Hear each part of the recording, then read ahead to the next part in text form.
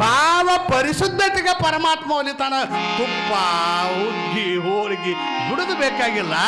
ಮನಸ್ಸಿನೊಳಗಿರುವಂಥ ತಪ್ಪ ಭಾವನೆಗಳೇನ ಮಾತ್ರ ಬಿಟ್ಟಾಗ ಏನು ಅಂತ ಕೇಳಿದ್ರೆ ಆ ಪರಮಾತ್ಮ ಒಲಿತಾನ. ಶಿವನು ಶುದ್ಧ ಭಾವಕ್ಕೆ ಒಲಿವನ್ನಲ್ಲದೆ ಹಾವ ಭಾವಕ್ಕೆ ಪರಮಾತ್ಮ ಒಲಿಯೋದಿಲ್ಲ ಅನ್ನೋ ಸಲುವಾಗಿ ಪರಮಾತ್ಮ ಆ ದೇವಿ ಭಕ್ತಿಯ ಪ್ರಿಯ ಅದಾರ.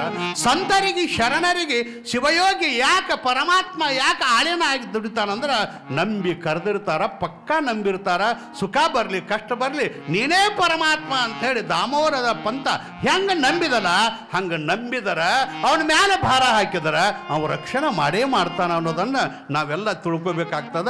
ಈ ರೀತಿಯಾಗಿ ದೇವಿ ಯಾರ ಭಕ್ತಿಯಿಂದ ನಡೆದಿದಾರ ಆ ಎಲ್ಲ ದೇವತೆಗಳು ಏನು ಮಾಡಿದ್ರು ಅಂತ ಕೇಳಿದ್ರೆ ದೇವಿ ನೀನೇ ನಮ್ಮ ರಕ್ಷಣೆ ಮಾಡಬೇಕು ಅಂತ ಹೇಳಿ ಭಕ್ತಿಯಿಂದ ಹೇಳಿದಾಗ ಬಿಡಾಲ, ರಸಿಲೋಮ, ಚಿಕ್ಸುರ, ರುದಗ್ರ ಅಷ್ಟಾಲ ಮಹಿಷನನ್ನ ಏನು ಅಂತ ಕೇಳಿದ್ರೆ ಮರ್ಧನ ಮಾಡಿ ಆ ರಕ್ಕಸರನ್ನು ನಾಶ ಮಾಡಿ ಆ ದೇವಿ ತನ್ನ ಎಲ್ಲ ನಂಬಿದಂಥ ಭಕ್ತಾದಿಗಳಾಗಿರುವಂಥ ದೇವತೆಗಳನ್ನು ರಕ್ಷಣೆ ಮಾಡೋಕ್ಕೆ ಕಾರಣ ಏನು ಅಂದ್ರೆ ಆ ದೇವತೆಗಳಿರುವಂಥ ಭಕ್ತಿ ದೇವಿಯನ್ನು ಎಚ್ಚರಿಸಿ ಎಲ್ಲರನ್ನ ರಕ್ಷಣೆ ಮಾಡುವಂಥದ್ದಾತು.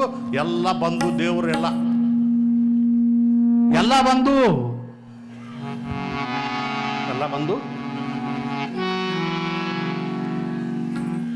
ಬಂದ್ರೆ ಏನು ಅಂತ ಕೇಳಿದ್ರೆ ಎಲ್ಲ ದೇವತೆಗಳು ಬಂದು ತಾಯಿ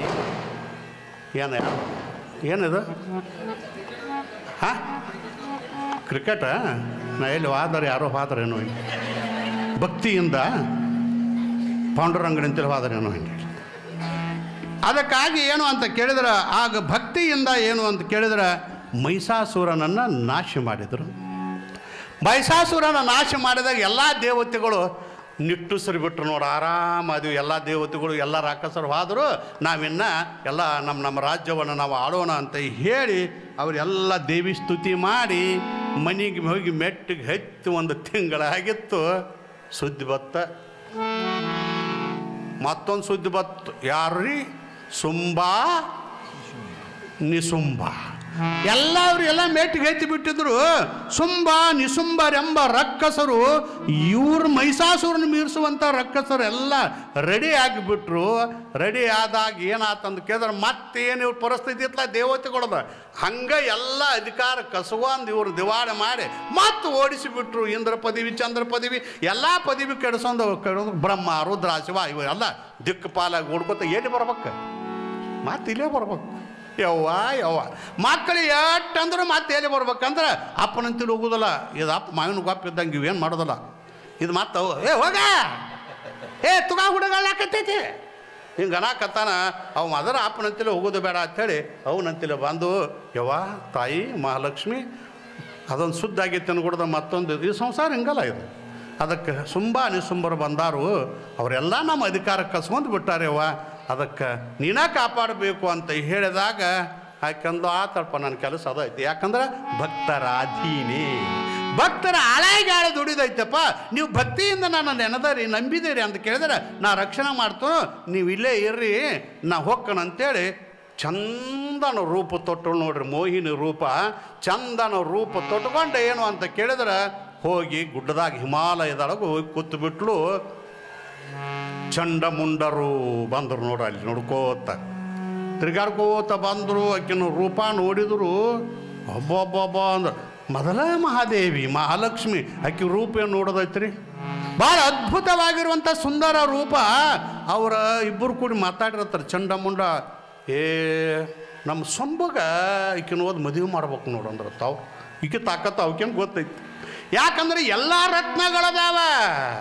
ಕಾಮಧೇನು ಕಲ್ಪವೃಕ್ಷ ಐತಿ, ಪಾರಿಜಾತ ಐತಿ, ನವವಿಧ ರತ್ನಗಳದಾವ, ಎಲ್ಲ ಅದಾವ. ಸ್ತ್ರೀರತ್ನ ಒಂದಿಲ್ಲ. ನಮ್ಮ ಅರಮನೆ ಒಳಗೆ ಸ್ತ್ರೀರತ್ನ ಇಲ್ಲ. ಈಗಿನ ಓದ ಹೆಂಡತಿ ಮಾಡಿದ್ರೆ ಭಾಳ ಚಲೋ ಆಕೈತಿ, ಭಾಳ ಚಂದ ಅದಾಳ ಹೆಣ್ಮಗಳ. ಇಂಥ ಅಮೋಘ ರೂಪದಲ್ಲಿ ಏನ್ರಿ ಮತ್ತು ದೇವಿನ ಅಷ್ಟು ಚಂದ ಅದಾಳ ಮಹಾಲಕ್ಷ್ಮಿ ರೂಪ ಅಂತೀವ. ಮತ್ತು ಇನ್ನಟ್ಟು ಮೋಹಿನಿ ರೂಪದೊಳಗೆ ಬಂದು ಕೂತಾಳ ಅಂದಾಗ ಅವ್ರಿಗೇನು ಅಂತಂದ್ರೆ ಭಾಳ ವಿಚಿತ್ರ ಆಗಿ ಹೋಗಿ ಬರ್ತಾರ. ಅಲ್ಲಿ ಸಂಕ್ಷಿಪ್ತ ಹೇಳ್ಬಿಡ್ತೀನಿ ಇವತ್ತು ನಾನು. ಅಲ್ಲಿ ಹೋಗಿ ಯಾರಿಗಂತ ಕೇಳಿದ್ರೆ ರಾಜಾಗ ಹೇಳ್ತಾರ. ಅವರು ಏನು ಹೇಳ್ತಾರು?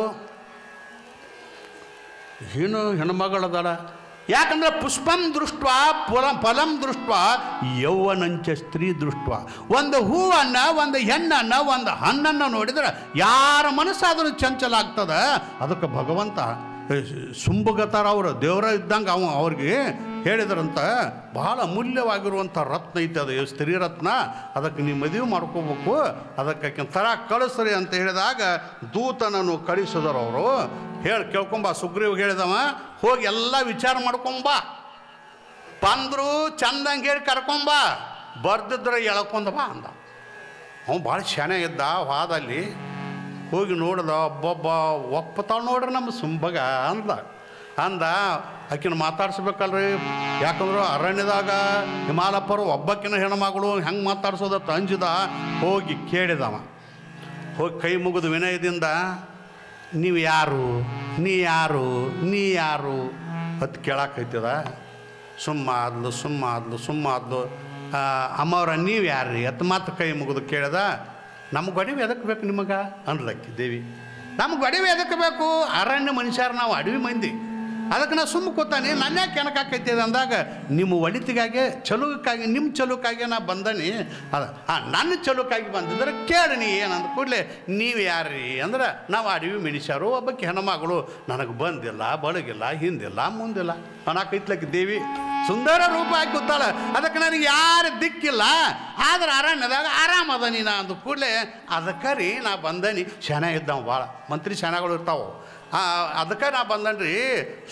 ನಿಸುಂಬರ ಸುದ್ದಿ ಕೇಳಿರ್ಬೇಕಲ್ಲ. ಸುದ್ದಿ ಐತಿ ನಮಗೆ, ಯಾರೋ ಹೇಳ್ತಾರೆ ಭಾರಿ ಅದಾರ್ರಿ ಅವರು, ಭಾರಿ ಅದಾರ.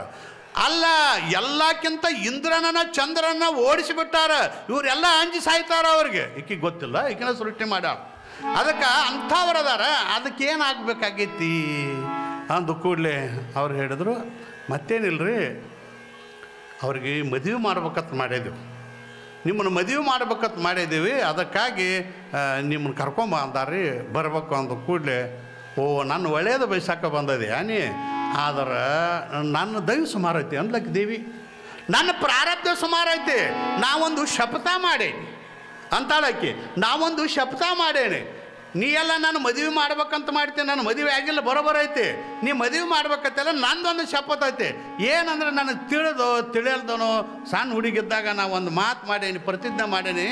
ಏನಂದ್ರೆ, ಯಾರು ನನ್ನ ವಿದ್ಯುದಾಗ ಸೋಲಿಸ್ತಾರಲ್ಲ ಅವ್ರನ್ನ ಮದುವೆ ಆಗ್ಬೇಕಂತ ನಾ ಪ್ರತಿಜ್ಞೆ ಮಾಡೇನೆ ಅಂದ ಕೂಡಲೇ, ನೀವು ಹುಚ್ಚದೆ ನೋಡಂದವ. ದೇವಾನು ದೇವತೆಗಳನ್ನ ಸೋಲಿಸಾನ ವೀರ ಸೂರರು ಅವರು.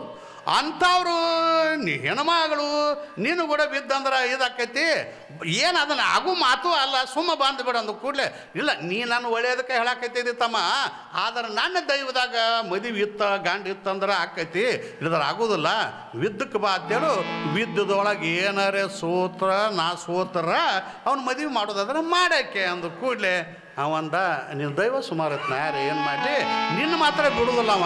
ಯಾಕಂದ್ರೆ ರಾಜ ಸುಂಬ ಅದೇನು ಸಾಮಾನ್ಯನ, ನೀನು ಎಳ್ಕೊಂಡು ಹೋಗ್ಕಾನ ತಗೋ ಅಂದು. ಆಯ್ತು, ಎಳ್ಕೊಂಡವ್ರೆ ಹೋಗಲಿ, ಕರ್ಕೊಂಡವ್ರು ಹೋಗಲಿ, ಅವ್ರು ಕರ್ಕೊಂಡು ಬರ್ರಿ ಅಂತ ಹೇಳ್ದ. ಇವ ಆ ಕಡೆ ಹೋದ. ನಾವು ಇನ್ನು ಮಂಗಳಾರತಿ ಮಾಡಿ ಮನೆಗೆ ಹೋಗೋಣ, ನಾಳೆ ಏನಾಕೈತೆ ಅನ್ನೋದು ನೋಡೋಣ ಅಂತ ಹೇಳಿ ನನ್ನ ಮಾತಿಗೆ ವಿರಾಮ ಕೊಡೋಕ್ಕಿಂತ ಮೊದಲ, ಇಂದ ಮಳೆ ಇಲ್ಲ, ಚಂದಂಗೆ ಬಂದು ಕೂತಾರಿ ಹೇಳಕ್ಕೆ ನನಗೂ ಹುರು ಬರಾಕೈತೈತಿ. ಎಲ್ಲಕ್ಕರೆ ಟೈಮ್ ಹಂಗೆ ಮಾಡಕ್ಕೆ ಬರೋದಿಲ್ಲ. ಇವ್ರದ್ದೇನು ಎಷ್ಟು ದಿವಸ ರೀ ಇದು? 8ನೇ ದಿವಸದ್ದು. ಇನ್ನು 10ರೊಳಗೆ 7 ಆದ್ರೆ ಎಷ್ಟು ಉಳಿಯಿತು? 3 ಉಳಿಯಿತು. ಬಹುತ್ ಗಯಾತ್ ಉಳಿಬಿ 7 ದಿವಸ ಅದು ಉಳಿದು 3 ದಿವಸ ಉಳಿದೈತಿ. ಈಗ ನಮಗೆ ಕಾವೇರಿ ಆಕೈತಿ. ಏನು ಮಾಡ್ತಿ? ಹಿಂಗೆ ಹಾಕವ್ ನೋಡ್ರಿ. ಮಳೆ ಮಳೆ ಇರ್ಲಿಕ್ಕಿತ್ತಂದ್ರೆ ಅದು ಕನಸನೇ ಬೇರೆ ಇತ್ತು. ನಮ್ಮದು ಸುಟ್ಟಟ್ಟಾಗ ಕುಸ್ತಿ ಉಗದ ಹೋಗ್ಬೇಕತ್ ಲ್ಯಾಕಿತ್ತು. ಎಲ್ಲಕ್ಕಾರೆ ಯಾಕೋ ಸ್ವಲ್ಪ ಮಳೆ ಅಡಚಣೆ ಮಾಡಿತಿಟ್ಟ. ಯಾಕಂದ್ರೆ ನಾನು ನಿಮ್ಮ 3 ಹೆಸರು ಕೇಳಿದ್ದೀನಿ. ಭಕ್ತರು ಭಾಳ ಕೇಳಕ್ಕೆ ಭಾಳ ಹುರುಪದಾರ ಅನ್ನೋದು ಐತಿ, ಭಕ್ತಿ ಅದಾರ ಅನ್ನೋದು ಐತಿ. ಅದಕ್ಕಾಗಿ ದಾಸೋಹ ಪ್ರಿಯರು ನೀವು ಅಷ್ಟ ಚಂದ ದಾಸೋಹ ನಡೆಸ್ತೀರಿ. ಅನ್ನದಾನ ಎಲ್ಲ ದಾನ ಮಾಡುವಂಥ ವ್ಯವಸ್ಥೆ ಐತಿ ಅಂತ. ಆದ್ರೆ ಇನ್ನು 3 ದಿವಸ ಆಕೆ ತಾಯಿ ಆಶೀರ್ವಾದದಿಂದ ಹೆಂಗೆ ನಡೀತೈತ್ಲೆ, ನಮ್ಮ ಕೈಯಾಗ ಏನಿಲ್ಲಲ್ಲ, ಆಕೆ ಆಶೀರ್ವಾದದಿಂದ ನಾವು ನೀವು ಇನ್ನು 3 ದಿವಸ ಈ ತಾಯಿಯ ಮಹಿಮೆ ಕೇಳುವಂಥ ಸೌಭಾಗ್ಯ ನಾ ತಾಯಿ ಕೊಡಲಿ, ನಾವು ನೀವು ಪಡ್ಕೊಳ್ಳೋಣ ಅಂಥೇಳಿ ನಾನು ಮಾತು ವಿರಾಮ ಮಾಡ್ತಾ ಇದ್ದೀನಿ. ಓಂ ಶಾಂತಿ.